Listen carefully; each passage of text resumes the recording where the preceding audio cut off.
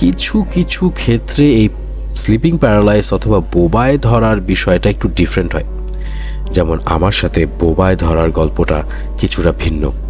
সব মানুষের মতো আমি সেম ফিল করি না। যাই হোক, এই বোবায় ধরার বিষয়টা ম্যাক্সিমাম স্ট্রেস বেশি থাকলে, ঘুম প্রপারলি না হলে, মানে আমাদের লাইফে 6 থেকে 7 ঘন্টা অথবা 8 ঘন্টা ঘুম প্রপারলি দরকার হয়। আর আমরা যদি সেই প্রপার ঘুমটা না পাই তাহলে আমাদের এই বোবায় ধরার বিষয়টা ঘটে থাকে। বেসিক্যালি বোবায় ধরার বিষয়টা হচ্ছে আপনার ঘুমে থেকে উঠে যাওয়া এবং ঘুমন্ত অবস্থার দুইটার মাঝামাঝি পর্যায়ের একটা অবস্থা। মানে আপনি ঘুম থেকে উঠেও যাচ্ছেন কিন্তু আপনি ঘুমোচ্ছেনও, এবং সেই মাঝামাঝি পর্যায়টাই হচ্ছে এই স্লিপিং প্যারালাইজ অথবা বোবায় ধরা। আমি আমার এক্সপিরিয়েন্স থেকে যদি বলি, আমার বোবায় ধরাটা কিছুটা ডিফারেন্ট, মানে একটু ভিন্ন।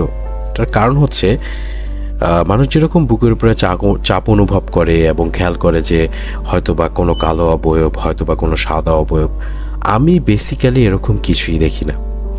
আমার সাথে কি হয়, ধরেন হচ্ছে আমি ঘুমিয়ে আছি,